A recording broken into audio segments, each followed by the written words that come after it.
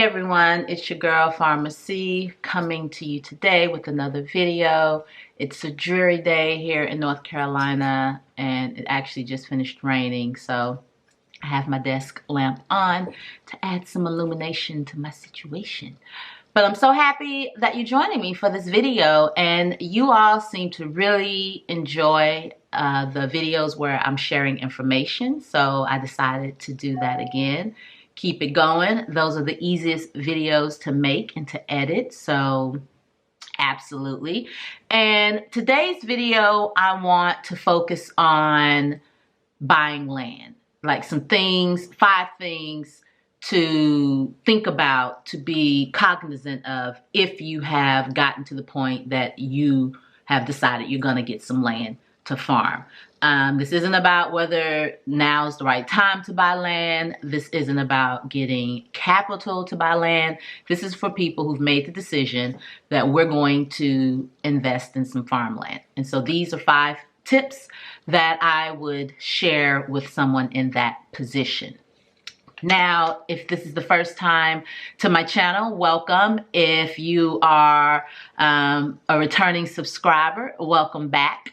I really appreciate when you comment. I love the comments, y'all. When you give it a thumbs up and when you subscribe if you're not subscribed, and share it with people.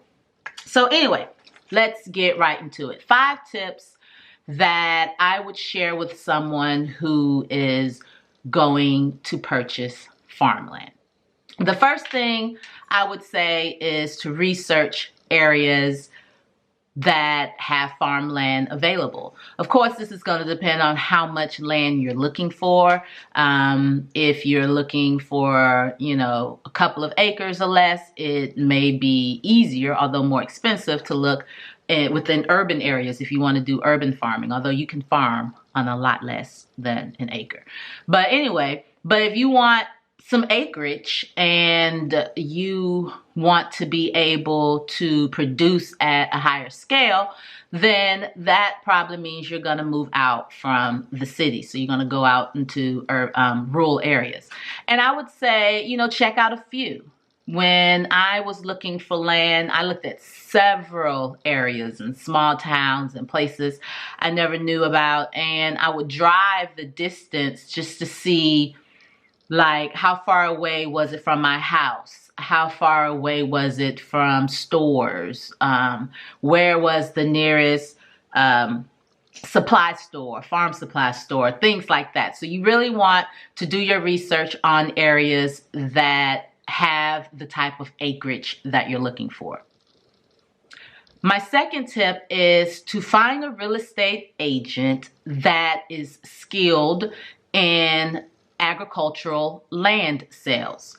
This is not going to be your residential real estate agent. And I went with a commercial agent, but honestly, they hadn't done really any raw land deals. And so I had to do a lot of the legwork. I actually found the property that I ultimately purchased.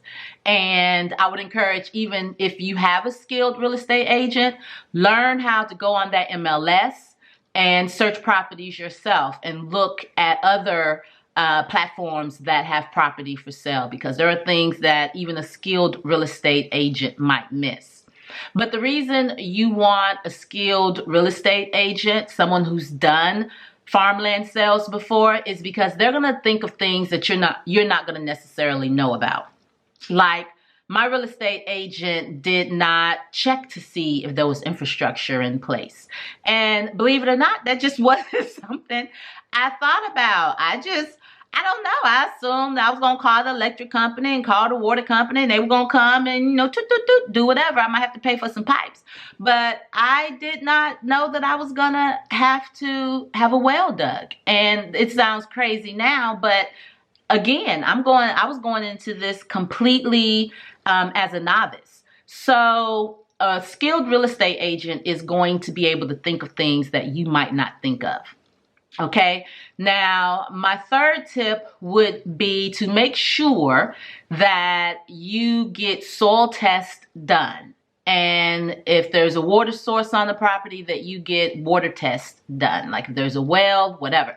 Just have everything tested and try to get, if it's farmland, that's already been in production, then try to get a history of what has been grown and what chemicals may have been used. And this is particularly important if you're planning to grow organic or grow food for your family. You just want to know, what the land has been used for. And you also want to know, any presence of heavy metals. You want to know if there's any nutrient deficiencies or anything like that. So it's good to go ahead and get some soil tests. And my fourth tip would be if it is if it's being used as farmland, to see if there is an active farm number on it, because that can help you in the future if you plan to have a commercial enterprise or if you're interested in any like government money, subsidies, things like that. So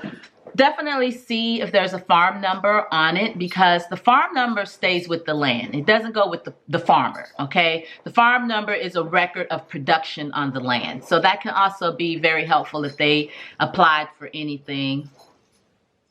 Solo, can you stop? Can you stop? He is back there doing the most.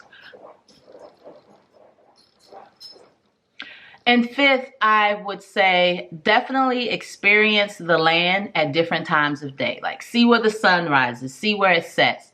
Try to learn the topography of the land and see if that's going to work for your purposes. There's, like when I was looking for land, I saw much larger acreage for sale that had timber on it, had trees on it. And in my mind, I was like, oh, we'll just cut the trees, we'll sell them, and boop, we'll start farming. And no, it's a whole process. I didn't know anything about having to get the roots out, and if they're pine trees, the soil may be acidic, and all other manners of things that I hadn't taken into consideration. I didn't go to the property in the morning to see where the sun sets and to see where it rises, to go in the morning to see it rise and then see it set. So I could, kind of be able to plan and position things. And so I was left scrambling. I really lucked out, y'all. I really did.